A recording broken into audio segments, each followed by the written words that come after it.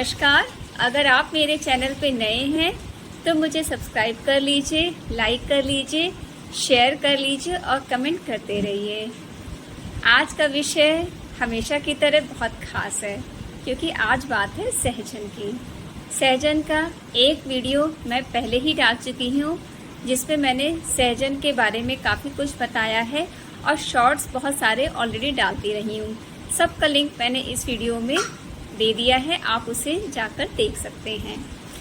उस वीडियो में मैंने बताया था कि सहजन के जो पाउडर जो मार्केट में अवेलेबल हैं वह कितने महत्वपूर्ण होते हैं, कितने न्यूट्रिशियस होते हैं और कितनी ज़्यादा मेडिसिनल वैल्यू इनकी होती है। आज बात करेंगे सहजन के दूसरे पार्ट की। आज बात करेंगे कि सहजन की केयर और मेंटेनेंस कैसे की जाए और इसे हम अपने घर में कैसे लगाएं, कहाँ लगाएं और किस जगह लगाएं। तो चलिए आज जानते हैं सहजन की मेंटेनेंस के बारे में कि उसे हम अपने घर के पार्ट में कैसे जोड़ सकते हैं, गार्डन में कैसे लगा सकते हैं। तो चलिए समझते हैं। जैसा कि हम जानते हैं कि सहजन या मोरिंगा एक इकोलॉजिकल डोमिनेंट प्लांट है। इसका यह मतलब होता है कि परिस्थितियाँ जैसी भी हो एनवायरनमेंट की, ये उसमें आराम से रह सकता है, चाहे बहुत गर्मी हो चाहे सर्दी हो। वो हिंदी में एक पेड़ होता है जिसे हम बहया, बेशम या थेथर भी बोलते हैं। समझ लीजिए ये सहजन का प्लांट उसी कैटेगरी का होता है। ये काफ़ी थेथर होता है। थेथर का मतलब ये है कि ये हर परिस्थिति में रहने वाला प्लांट है, इसीलिए इसे हम कहीं भी लगाएं, किसी भी परिस्थिति में लगाएं, ये आराम से लगे। उससे भी अच्छी बात ये है कि इसे किसी भी विशेष खाद की आवश्यकता नहीं होती है, बहुत ज़्यादा देखभाल की भी आवश्यकता नहीं होती है। बस आप इसे एक बार लगा दीजिए और ये सालों साल आपको फल देता रहेगा। इसे कोई ऐसी खास वर्मी कंपोस्ट की आवश्यकता नहीं होती, इसे खास कोई ऐसी चीज़ की आवश्यकता नहीं होती है। इसे अब समझते हैं लगाया कैसे जाता है। यह कटिंग से लगने वाला पौधा है और इसे हम बीज से भी लगा सकते हैं, बट इसकी फास्ट ग्रोथ के लिए मैं रिकमेंड करती हूँ कि इसकी जो डाल होती है या कटिंग होती है, जो कटिंग से हम ब्रांचेस बनाते हैं, उससे लगाने में हमें दूसरे साल से ही इसकी जो है फल और बीज मिलने लगते हैं। इसका मतलब ये है कि अगर इस बारिश में अगर हम लगाएंगे तो आने वाले अप्रैल तक इसके फूल और फल आपको मिलने लगेंगे।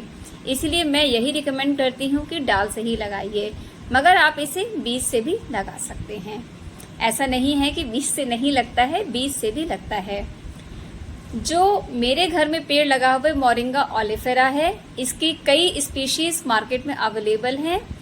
मेरा जो पेड़ है मोरिंगा ओलिफेरा, ये एनुअल प्रोडक्शन करता है। ये साल में एक बार ही फल देता है, जो हमें लगभग फरवरी मार्च से मिलना शुरू होते हैं और मई जून तक मिलते रहते हैं। मगर मार्केट में बहुत सारी स्पीशीज ऐसी अवेलेबल हैं जो 12 मासी होते हैं। जो मोरिंगा ओलिफेरा के है, इसकी कई वैरायटी मिलती है। इसकी PKM 1 भी है, PKM 2 भी है। डिपेंड करता है कि हमें रिक्वायरमेंट क्या है। अगर हमें रिक्वायरमेंट लीव्स की है तो लोग PKM 2 को यूज़ करते हैं। PKM 2 में होता क्या है कि PKM 1 में लेटरल ब्रांचिंग कम होती है और PKM 2 को मॉडिफाई किया है साइंटिफिकली, जिसमें लेटरल ब्रांचेस बहुत ज़्यादा होती हैं। उसकी वजह से कम हाइट पे ये ज़्यादा से ज़्यादा लीव्स देता है और जो पाउडर के लिए ऑब्जेक्टिव होता है, जिनका पाउडर बनाना या फिर उसकी लीव्स को यूज़ करना, वो PKM 2 की वैरायटी को यूज़ करते हैं। मगर घर में हम मोरिंगा ओलिफेरा भी लगा सकते हैं और इसके लिए अगर हमें बहुत ज़्यादा एनुअली हमें रिक्वायरमेंट है, क्योंकि इसके जो लीव्स होती है वो 12 मास रहती हैं। बस जब इसके फल वगैरह निकल जाते हैं तब एक समय ऐसा आता है कि इसकी लीव्स थोड़ी कम हो जाती हैं। जब फल पूरे यूज़ हो जाते हैं तो फिर से ये पेड़ जो है ग्रीन हो जाता है। तो डिपेंड करता है हमारा ऑब्जेक्टिव क्या है। मेरे यहाँ मोरिंगा ओलिफेरा है। अगर बारहमासी भी आप लगाना चाहते हैं तो इसकी नर्सरी में या बाजार में या ऑनलाइन। अब बात आती है कि इसे लगाएं कहाँ।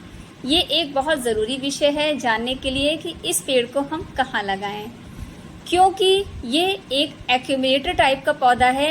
एक्यूमुलेटर का मतलब ये होता है जो अवशोषित करे। अवशोषित का मतलब ये है कि ये ज़मीन से न्यूट्रिएंट के अलावा बहुत सारे अन्य स्रोतों को भी ये अवशोषित करता है, मेटल्स को भी ये एक्यूमुलेट करता है। तो बहुत ज़रूरी है कि आप इसे गंदे पानी से या फिर नाले नालियों से थोड़ा दूर करके लगाएं। जैसे कि मैंने भी जो लगाया हुआ है वो अपने गार्डन के बीच में लगाया हुआ है। और एक बात और है, ध्यान रखनी चाहिए कि इसके आसपास कोई और बड़ा पेड़ या इस तरह के पेड़ मत लगाइए जिससे आप फल वगैरह चाहते हैं, क्योंकि ये इतना ज़्यादा अवशोषित करता है कि बाकी पेड़ों को ये बढ़ने नहीं देता। जैसे मेरे यहाँ गार्डन में बीच में लगा हुआ है और उसके बगल में मैंने एक दो गलती से पेड़ लगा दिए थे तो वो उन्हें बढ़ने नहीं देता है। इसीलिए हमें इसकी काफ़ी कटिंग करनी पड़ती है और ये इतना मोटा हो जाता है इतनी जल्दी अवशोषित एक्यूमुलेशन की वजह से, क्योंकि ये सारा न्यूट्रिएंट ले लेता है। तो कोशिश करें कि इसे गंदे पानी या नाले से दूर लगाएं ताकि जो इसके फल और बीज और जो भी पत्तियां हैं इसमें मेटल का एक्यूमुलेशन या जो भी एक्यूमुलेशन पॉल्यूटेंट्स का जो एक्यूमुलेशन हो रहा है वो कम से कम हो। और आपको इसे डाल से लगाने में आपको फास्ट ग्रोथ मिलेगी। अगर आप बीज से लगाते हैं तो मैं रिकमेंड करूंगी कि आप इसे पहले पॉट में लगाएं।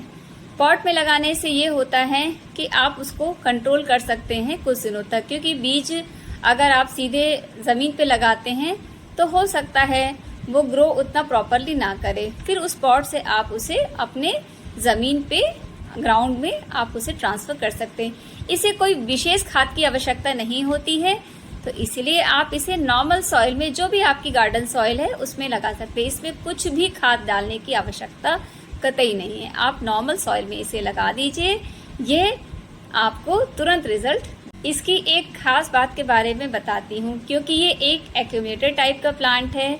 तो पुराने ज़माने में लोग कुएं को साफ करने के लिए इसकी फलियों को इस्तेमाल करते थे और ये फलियाँ कुएं में जब इन्हें डाला जाता था, ये जितना भी पॉल्यूटेंट था इसे ये एब्जॉर्ब कर लेती थी।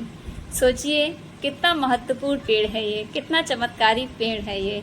ना ही मेडिसिनल वैल्यू तो इसके अंदर है ही, साथ में और भी बहुत सारी ऐसी प्रॉपर्टी हैं इसके अंदर जिसकी वजह से हम इसे अपने गार्डन में ऐड कर सकते हैं। चलिए अब एक वीडियो देखते हैं कि इसे कहाँ लगाना चाहिए और कैसे लगाना चाहिए। सहजन की कटिंग बनानी है। ये कम से कम 1 मीटर के आसपास ये सहजन की डाल है। ये देखिए, अब इसे ही हम लगाएंगे।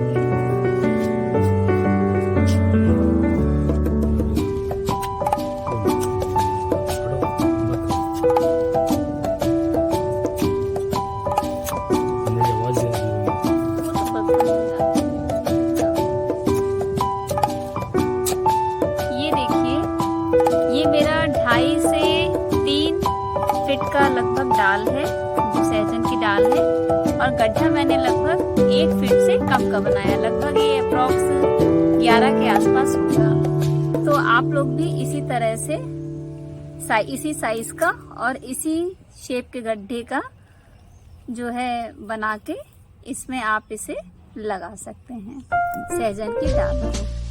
अब क्योंकि इसे बहुत ज़्यादा खाद की आवश्यकता होती नहीं है, तो मैं इसे जो नॉर्मल मेरी गार्डन की सॉइल है उसमें मैं इसे लगा रही हूँ। ये देखिए, अब हम बीज को लगा रहे हैं। इसके लिए बहुत बड़े गड्ढे की आवश्यकता नहीं है, बस आप छोटा सा गड्ढा बना के इसे आप दबा दें और कुछ समय के बाद जो हमारा बीज है वो ऐसा बनके तैयार हो जाएगा। ये देखिए, अब जब आप डाल लगा लीजिए तो इस चिकनी मिट्टी के पेस्ट को आप इसके ऊपर की जो कटिंग आपने बनाई है उस पे ऐसे लेप लगा दीजिए और पॉलीथीन को बांध दीजिए। बस फिर इंतजार करिए इसके लगने का। ये देखिए मेरे गार्डन में बीज गिरते रहते हैं तो सहजन के पौधे अपने आप तैयार होते रहते हैं। ये देखिए 2-3 पौधे यहाँ पे तैयार है और भी मेरे गार्डन में कई जगह इस तरह से निकलते रहते हैं। वीडियो तो आपने देख ही लिया होगा और समझ भी गए होंगे कि इसे कैसे लगाना चाहिए। अभी मॉनसून का सीजन आने वाला है तो आप लोग इसकी डाल को कट करके अपने गार्डन में लगा सकते हैं। अगर जिनके पास स्पेस नहीं है तो वो इसे पॉट में भी लगा सकते हैं।